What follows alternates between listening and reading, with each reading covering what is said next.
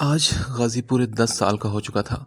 اس کی وہ بہن جو اس کی برتھ ڈے پر سب سے زیادہ خوش ہوتی تھی، جو ہر سال اس کی برتھ ڈے اس قدر جوش و خروش سے مناتی کہ دیکھنے والے حیران رہ جاتے تھے، آج وہ بستر پر بڑی زندگی اور موت کی جنگ لڑ رہی تھی۔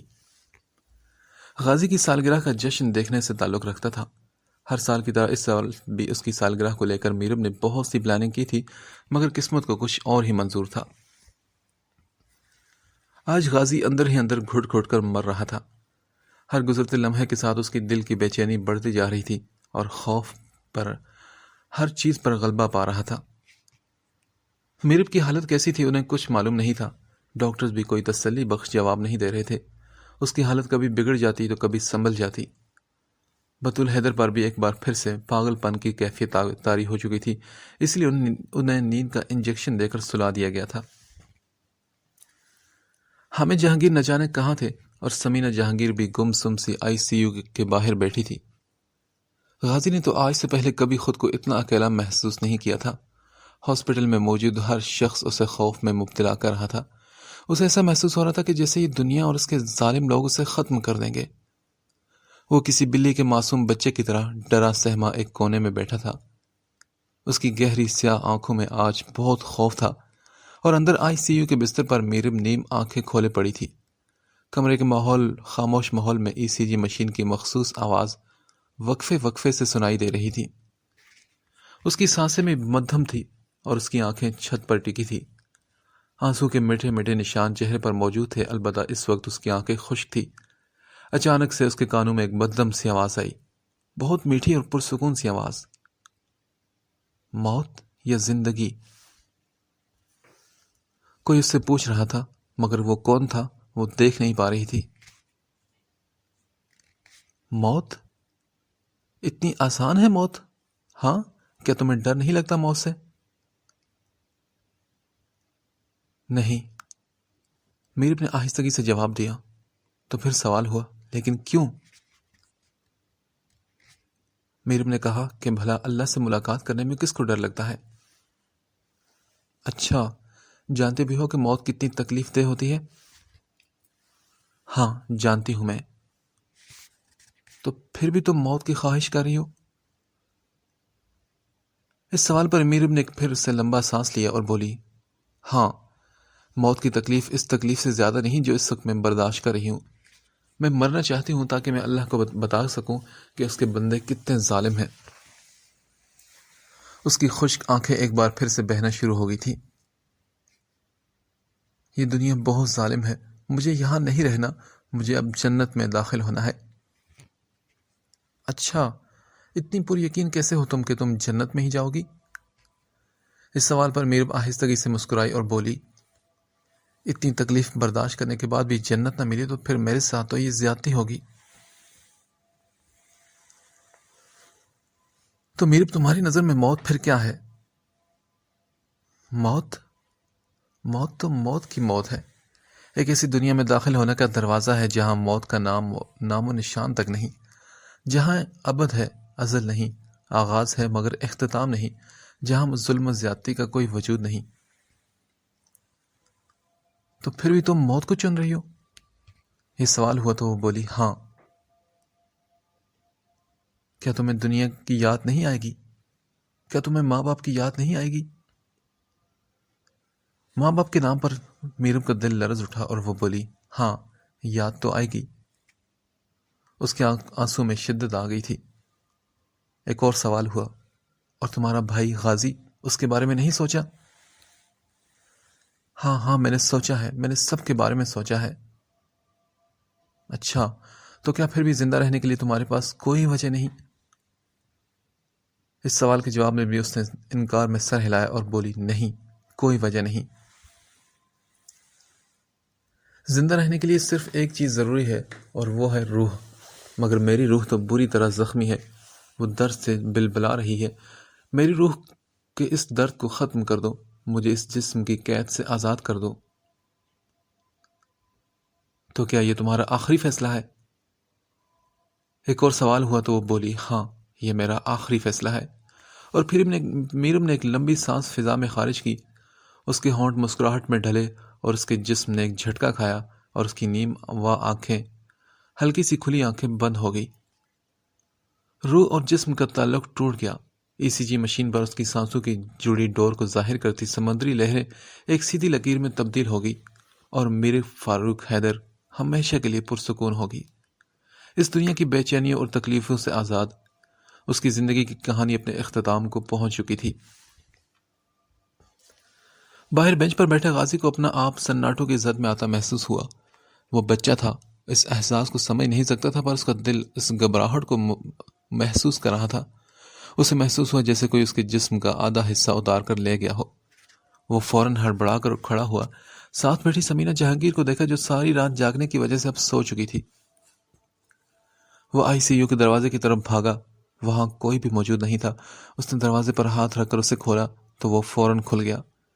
دروازہ دھکیل کر غازی اندر داخل ہوا تو سامنے ہی میرب کا ساکت وجود پڑا تھا.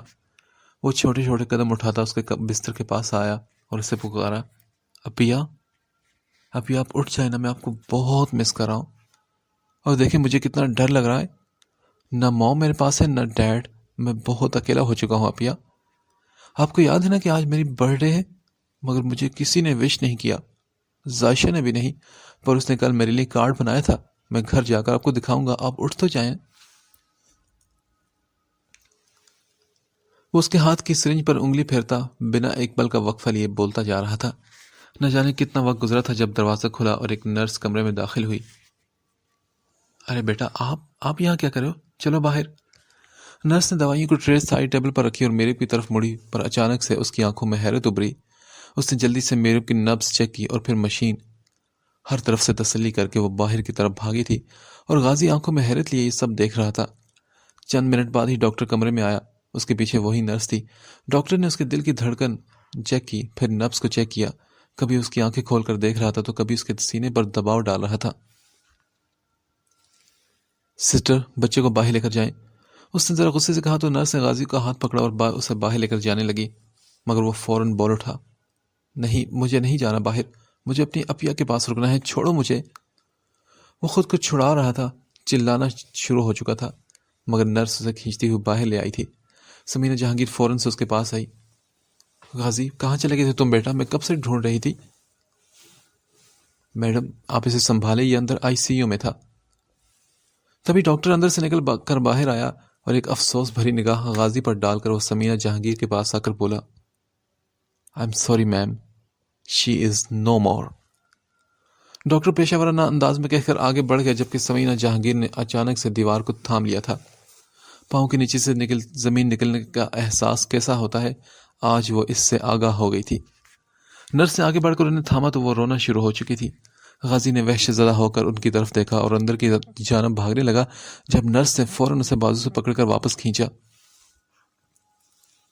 چھوڑو مجھے اپیا کے پاس جانا ہے. میرے اپیا، مجھے آپ کے پاس آنا ہے. پلیز ان سے کہیں نا، یہ مجھے نہیں آنے دے رہے.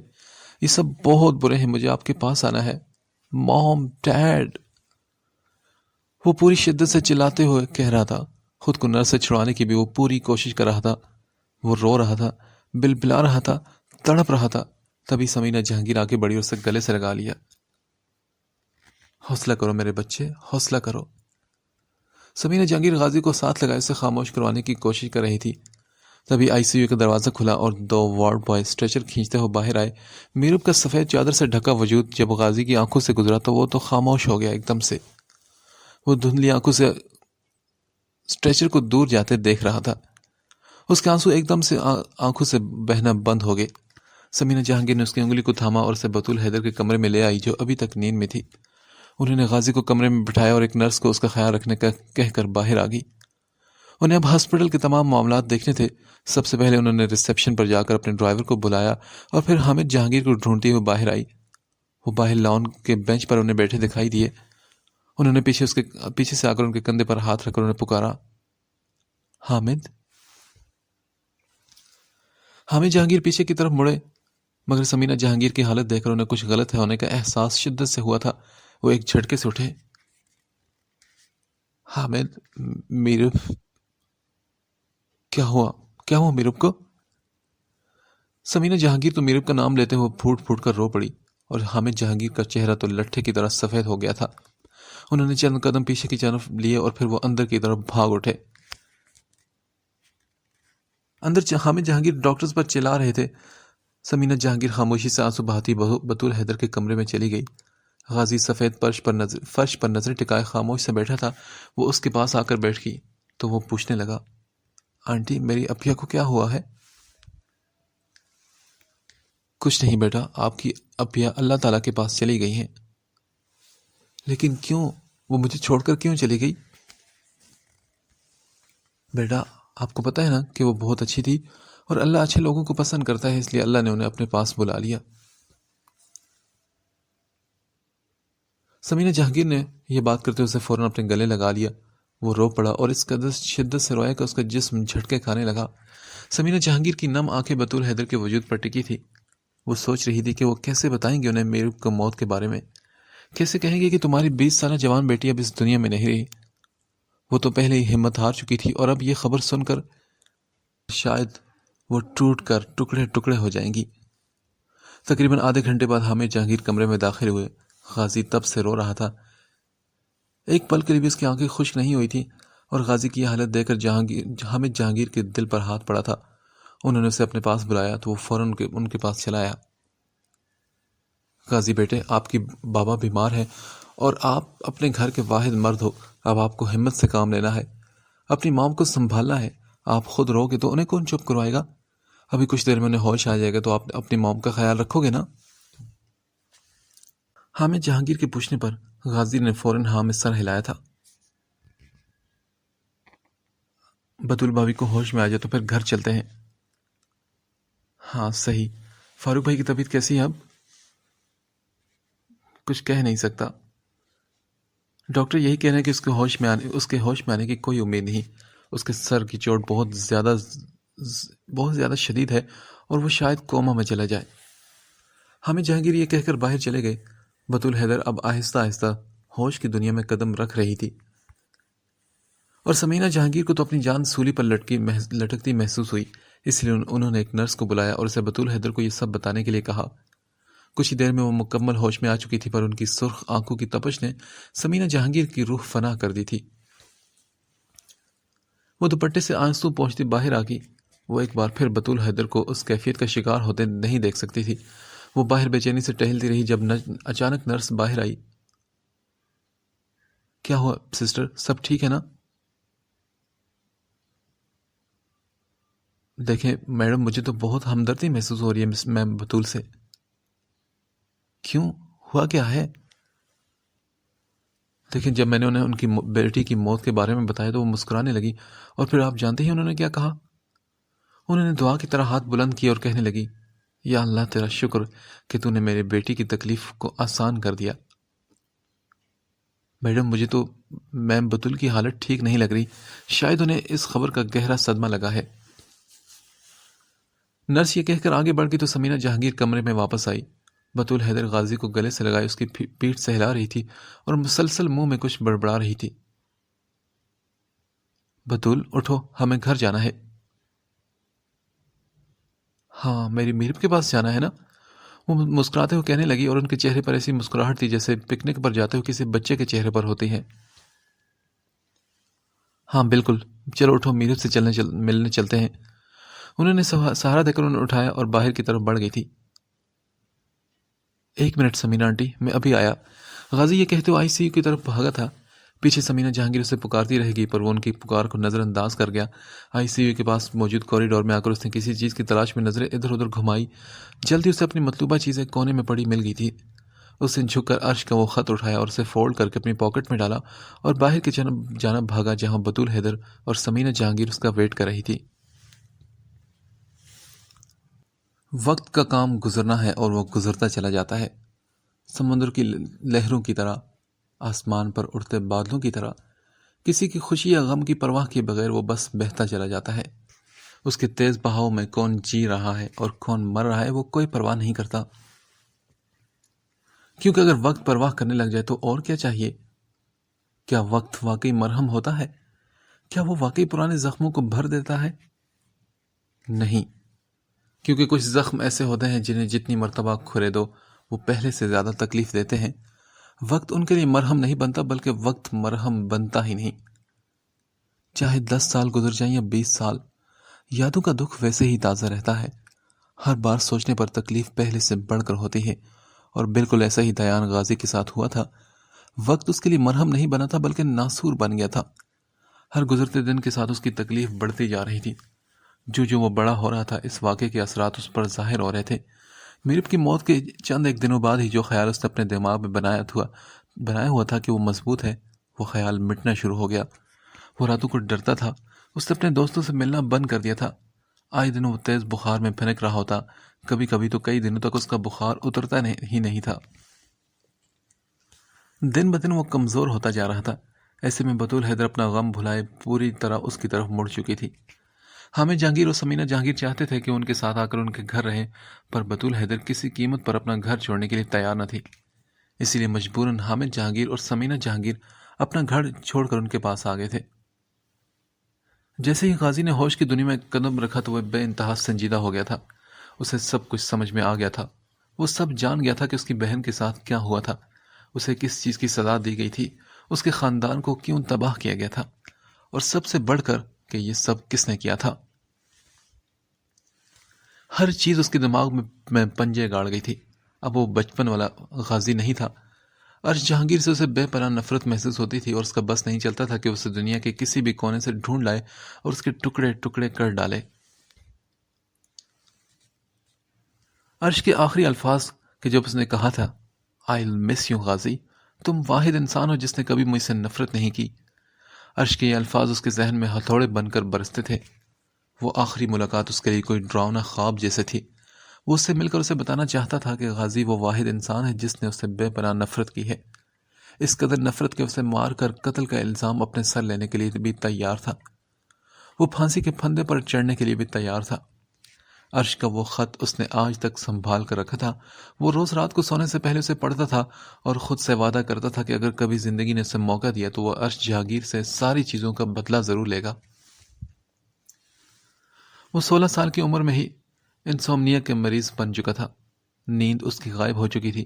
میرب کا چہرہ، میرب کی چیخیں، اس کا سوجا ہوا چہرہ، اس کی بھیگی آنکھیں اسے راتوں کو سونے نہیں دیتی تھی۔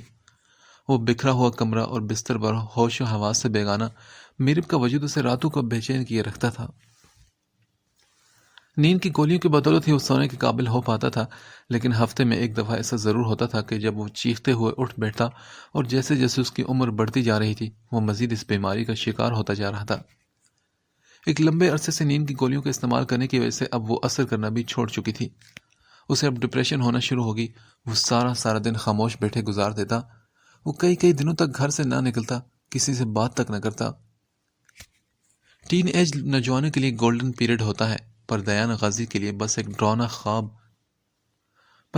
اور بھیانک خواب تھی یہ عمر، جس سے وہ جلد از جلد چھٹکارا پانا چاہتا تھا۔ وہ 17 سال کا تھا جب فاروق حیدر پورے 7 سال بعد کومے سے واپس لوٹے تھے۔ باپ کی صحت یابی پر وہ پھولے سے سما نہیں پا رہا تھا، پر وہی یہ سوچ کر اس کا دل بھی ڈوبا جا رہا تھا کہ وہ کیسے انہیں میرب کی موت کے بارے میں بتائے گا۔ بہرحال جیسے تیسے کر کے انہوں نے فاروق حیدر کو یہ خبر دے دی تھی۔ وہ مرد تھے، مضبوط دل کے مالک تھے۔ انہوں نے خود کو سنبھال لیا، پر بس ایک دفعہ وہ غازی کے سینے سے لگ کر بے تحاشا روئے تھے۔ غازی کے دل میں ارش کے لیے نفرت دن بدن بڑھتی جا رہی تھی۔ ہر وہ چیز جو اسے میرب کی یاد دلاتی، ساتھ ہی ارش کے لیے بے پناہ نفرت بھی لاتی تھی۔ فاروق حیدر کی وفات کے بعد حامد جہانگیر نے سارے بزنس کو سنبھالا تھا۔ حامد جہانگیر نے غازی کو بالکل باپ کی طرح پالا۔ اسے کبھی کسی چیز کی کمی محسوس نہ ہونے دی۔ وہ ہر وقت اس کے ساتھ کھڑے ہوتے۔ وہ اس کے واحد دوست اور ہمراز تھے۔ وہ غازی کی ان باتوں سے بھی واقف تھے جن کے بارے میں بطول حیدر بھی نہیں جانتی تھی۔ وہ ہر ممکن کوشش کر رہے تھے کہ کسی طرح وہ ان کا دکھ کم کرنے میں کامیاب ہو جائے۔ فاروق حیدر کی وفات کے بعد وہ ان کے لیے دیوار بن گئے تھے۔ غازی 8th اسٹینڈرڈ میں تھا جب اس کی دوستی ارسل سے ہوئی۔ ارسل اس کا کلاس فیلو ہونے کے ساتھ ساتھ ہمسایہ بھی تھا۔ غازی کی طرف دوستی کا ہاتھ ارسل نہیں بڑھایا تھا، پر غازی نے انکار کر دیا۔ میرب کی موت کے بعد اس نے دوست بنانا بند کر دیے تھے، اور وہ جو تھے وہ بھی ختم ہو چکے تھے۔ پر نہ جانے ارسل کو کیا مسئلہ تھا کہ اس نے حامد جہانگیر سے ریکویسٹ کروا کر اس سے دوستی کر کے ہی سکون کا سانس لیا، اور پھر آہستہ آہستہ دیان ارسل کا اس قدر عادی ہو گیا کہ وہ اس کی زندگی کے اہم ترین لوگوں میں شامل ہو گیا تھا۔ اسکول سے کالج اور پھر کالج سے لے کر یونیورسٹی تک کا سفر دونوں نے ایک ساتھ طے کیا۔ بچپن سے لے کر جوانی کی دہلیز پر قدم رکھنے تک ارسل اس کا واحد دوست تھا۔ پہلے وہ اپنی ہر بات حامد جہانگیر کو بتاتا تھا، لیکن پھر ارسل نے یہ ذمہ داری اپنے سر لے لی۔ وقت کے ساتھ ساتھ وہ اپنے غم کو چھپانا سیکھ چکا تھا۔ دیان نے اپنے اوپر کئی خول چڑھا لیے تھے اور اس کے اندر سے صرف اس کے قریبی لوگ واقف تھے۔ شام اپنے پر مکمل طور پر پھیلا چکی تھی۔ پرندے اپنی پناہ گاہوں کی طرف لوٹ رہے تھے اور نارنجی رنگ کا آسمان سورج کو خیر آباد کہنے کے لیے تیار کھڑا تھا۔ آہستہ آہستہ آسمان پر سیاہ رنگت چھانا شروع ہو گئی۔ اکیڈمی کے کھلے میدان میں کھڑی موٹر بائکس کی تعداد میں اب کافی کمی آ گئی تھی۔ چھٹے ہوئے آدھا گھنٹہ ہو چکا تھا اور اب بس اکیڈمی میں وہی سٹاف موجود تھا جو اس سیکشن کو پڑھاتا تھا جہاں کافی قابل سٹوڈنٹس تھے۔ آج سائنس سبجیکٹس کے ٹیسٹ ہونے کی وجہ سے ذائشہ کی کوئی کلاس نہیں تھی۔ وہ اکیڈمی کی بیک سائڈ پر بنے کیفیٹیریا میں بیٹھی تھی۔ زینب اپنی کلاسز لے کر چلی گئی تھی پر اسے شازیہ شاہ کے فارغ ہونے کا ویٹ کرنا تھا۔ اس کی ٹیسٹ کے دوران ایک کلاس میں ڈیوٹی تھی، اس لیے وہ زینب کے ساتھ نہیں جا پائی تھی۔ ابھی بھی وہ کلاس سے ٹیسٹ اکٹھے کر کے انہیں جمع کر کے کیفیٹیریا میں آ گئی تھی۔ اس کے سامنے چائے کا ایک بھاپ اڑاتا کپ رکھا تھا اور اس کی نظریں آس پاس لاپرواہی سے بھٹک رہی تھی۔ اس نے چائے کا کپ اٹھایا اور ایک سپ لے کر واپس رکھ دیا، پھر ہاتھ بڑھا کر سر پر موجود چادر کو ٹھیک کیا۔ تبھی اچانک سے کوئی اس کے پیچھے سے آیا اور ٹیبل کے اس پار رکھی کرسی پر بیٹھ گیا۔ السلام علیکم۔ وہ دیان تھا، دیان غازی۔ ذائشہ نے ایک نظر اسے دیکھا اور گہری سانس لی۔ وعلیکم السلام۔ آپ گھر نہیں گئی مس ذائشہ؟ دیان نے بائیں بازو کو میز پر بچھانے کے سے انداز میں کہا اور ذرا سا سامنے کی طرف جھک کر بولا، نہیں، وہ دراصل میم فری نہیں ہے۔ اوہ اچھا، ہاں میں سمجھ گیا۔ دیان نے ہاتھ بلند کر کے ویٹر کو بلایا۔ ویسے آپ کو یہاں برا تو نہیں لگ رہا نا کہ میرا یہاں بیٹھنا؟ ویٹر کے پاس پہنچنے پر اس نے اسے ایک کپ چائے کا کہا۔ نہیں، مجھے کیوں برا لگے گا؟ ہاں، اگر آپ کی جگہ آپ کا دوست ہوتا تو یقیناً میرا جواب مختلف ہوتا۔ دیان دونوں ہاتھوں کو باہم ملا کر آگے کی طرف جھکا اور پھر بولا، ذائشہ آپ پلیز اس کی باتوں پر زیادہ دھیان مت دیا کریں، اس کی عادت ہے مذاق کرنے کی، وہ دل کا بہت اچھا اور نیک دل انسان ہے۔ وہ فکر مندی سے بولا تو ذائشہ اس کی بات پر کے انداز میں سر ہلا کر چائے پینے لگی۔ دیان بھی اپنی چائے کی طرف مڑا اور پھر پوچھا، تو میں ذائشہ کیا اسٹڈی کر رہی ہیں آپ؟ میں ایم اے کر رہی ہوں اس وقت۔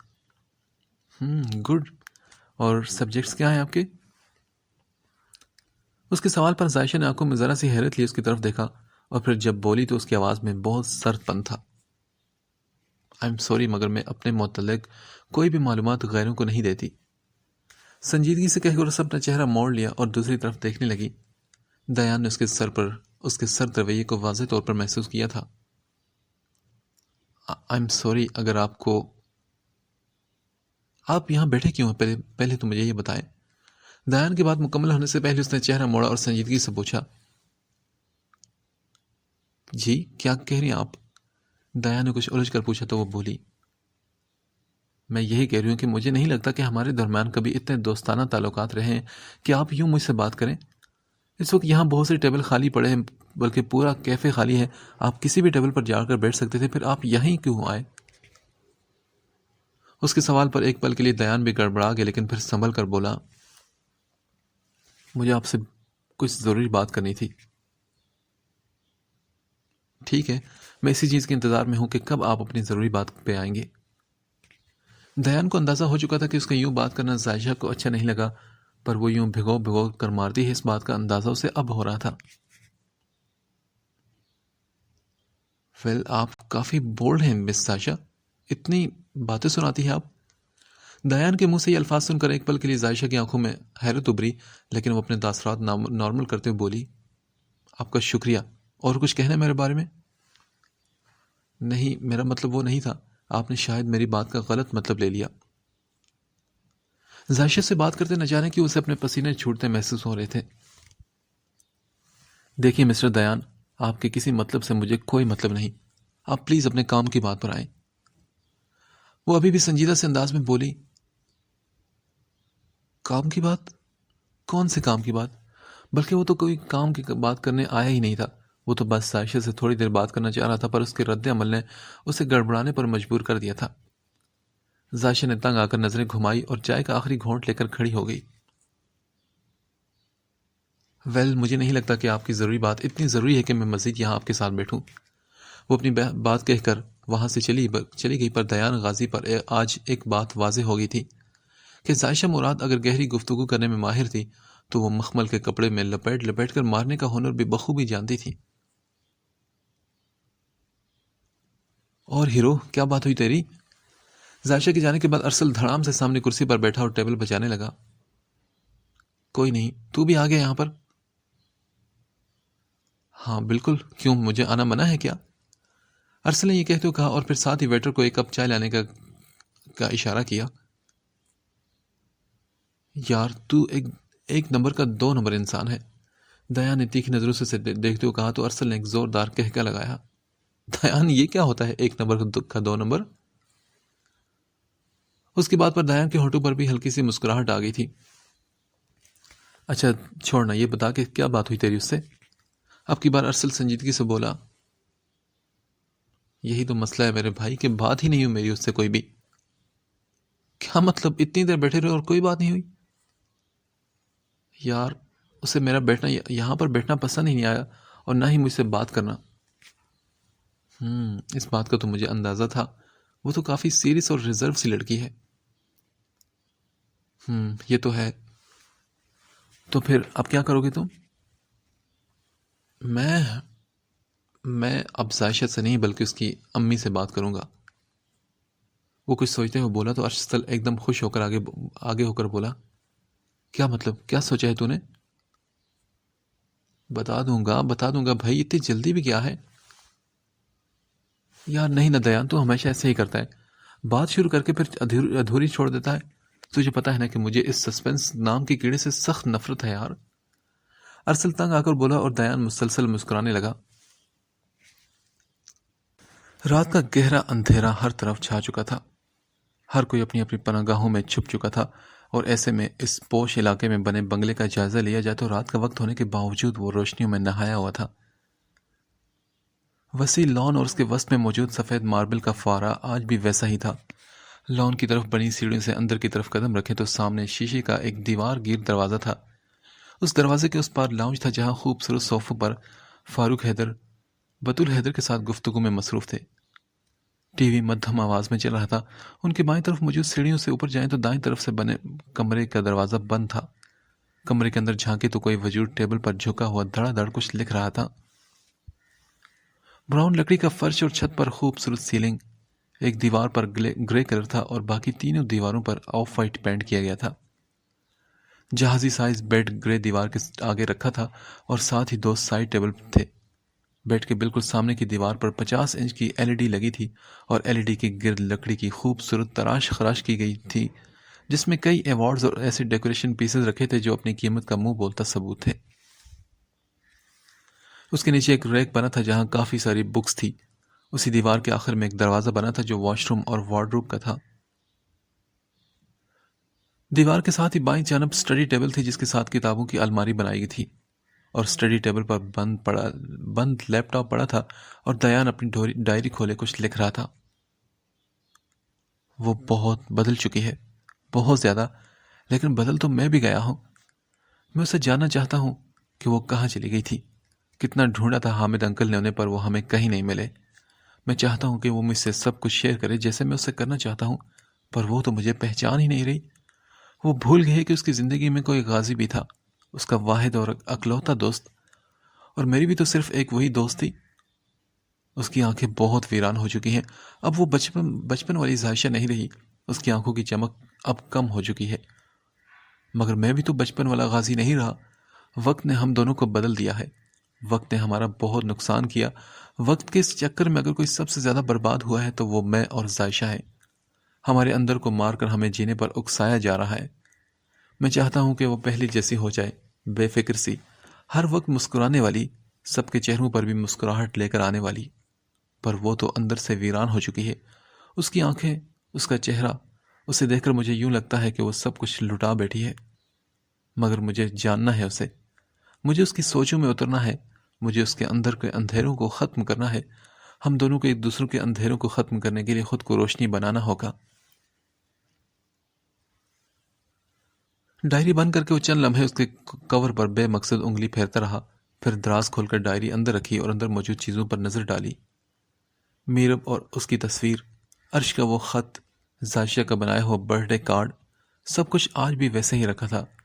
اس نے گہری سانس لے کر دروازہ بند کیا اور تالا لگا دیا.